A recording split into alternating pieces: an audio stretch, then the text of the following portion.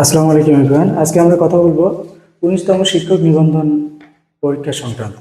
আপনারা জানেন ১৯তম শিক্ষক নিবন্ধন পরীক্ষা সার্কুলার খুব দ্রুতই আসবে। তাই যাদের স্বপ্ন আছে ১৯তম শিক্ষক নিবন্ধনে অংশগ্রহণ করবেন তারা এই ভিডিওটি দেখতে পারেন। আপনারা অনেকেই শিক্ষক নিবন্ধনের পরীক্ষা দেন কিন্তু পাশ করতে পারেন না। এখানে আশা করি তারা এই ভিডিওটা দেখলে তাদের কিছুটা হলেও উপকার হবে। আমার কাছে ১৮তম শিক্ষক নিবন্ধন ২০২৩-এর একটা সার্কুলার আছে। এই সার্কুলারের আলোকে আমি কথা বলবো। পরবর্তী সার্কুলারে কিছু চেঞ্জ আসলেও আসতে পারে। দেখেন, প্রথমে আমরা জানবো এই পরীক্ষার পর্যায় নিয়ে। এই পরীক্ষাটা সাধারণত ৩টা পর্যায় হয়ে থাকে: স্কুল পর্যায়, স্কুল 2 পর্যায় এবং কলেজ পর্যায়ে। এই 3টা ধাপে আপনারা এই 3 ধরনের পরীক্ষায় আপনারা অংশগ্রহণ করতে পারবেন। এখন পরীক্ষাটার প্রসেস কি, পদ্ধতিটা কি দেখেন। এই পরীক্ষাটা 3টা পদ্ধতিতে হয়ে থাকে। প্রথমে আপনাকে একটা প্রিলিমিনারি পরীক্ষায় অংশগ্রহণ করতে হবে। 100 মার্কের একটা প্রিলিমিনারি থাকবে। তারপরে আপনাকে একটা লিখিত পরীক্ষায় অংশগ্রহণ করতে হবে।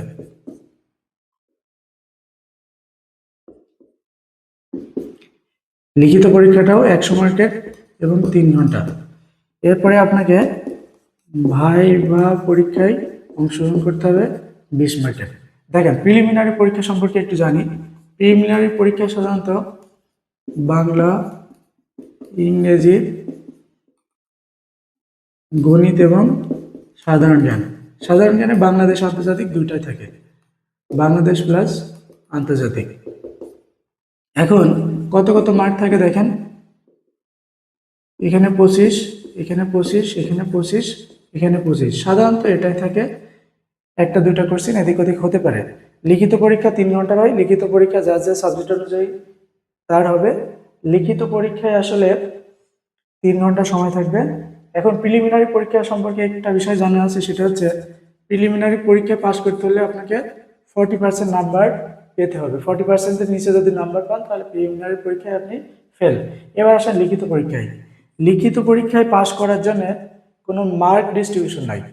এটা কর্তৃপক্ষ যতজনকে ইচ্ছা ততজনকে পাস করাবে। বুঝতে পারছেন আশা করি। এটা কর্তৃপক্ষের উপরে নির্ভর করবে কতজনকে পাস করাবে।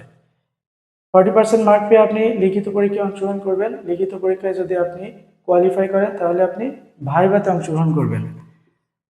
ভাইবার যে 20 মার্ক, এই 20টা মার্ক দুইটা ভাগে ভাগ করা আছে।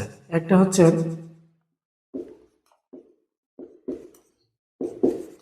শিক্ষাগত যোগ্যতা, আর আরেকটা হচ্ছে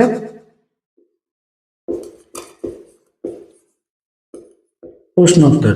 শিক্ষাগত যোগ্যতার উপরে 12 আর প্রশ্নোত্তরের উপরে 8 মার্ক। আপনার শিক্ষাগত যোগ্যতার যদি সব কিছু ঠিকঠাক থাকে তাহলে আপনি 12 মার্ক পাবেন। এটা সাধারণত এসএসসি, এইচএসসি, অনার্স এবং মাস্টার্স। প্রশ্নোত্তর পর্ব মানে সরাসরি ভাই আপনি কেমন পারফর্ম করছেন সেটার উপরে 8 মার্ক। এখানে একটা ট্রিক্স আছে, হচ্ছে আলাদা আলাদাভাবে আপনাকে 40% মার্ক কিন্তু পাইতে হবে। এটাতেও আপনাকে 40% মার্ক ক্যারি করতে হবে, এটাতেও 40% মার্ক ক্যারি করতে হবে। অনেকে ভাই ফেল করার কারণ কিন্তু এটা একটা। আপনারা হয়তো আলাদা আলাদাভাবে 40% মার্ক পাচ্ছেন না, সে কারণে ভাই ফেল করেন। দেখেন, এটা 40% মার্ক হলে কত হয়। বিশেষ যদি 40% মার্ক আপনি হিসাব করেন, সরি 12-র 40% মার্ক কত হয়, 40/100, 0 তারপরে 48, 48কে 10 দিয়ে ভাগ করলে আপনার 4.8, তার মানে 5 আমরা ধরে নিলাম। এখানে আপনাকে অবশ্যই 5 মার্ক পেতে হবে।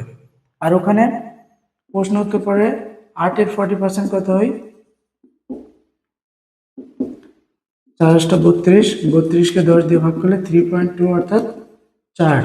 তার মানে এখানে আপনাকে 4 মার্ক পেতে হবে। এই যে আলাদা করে যদি এই দুইটা মার্ক আপনি না পান তাহলে কিন্তু শিক্ষক নিবন্ধন পরীক্ষায় আপনি ফাইনাল মেরিট লিস্টে জায়গা করে নিতে পারবেন না। আশা করি আপনারা সব বুঝতে পেরেছেন। যদি কারো কোনো কনফিউশন থাকে অবশ্যই কমেন্টসে প্রশ্ন করবেন। ধন্যবাদ সবাইকে।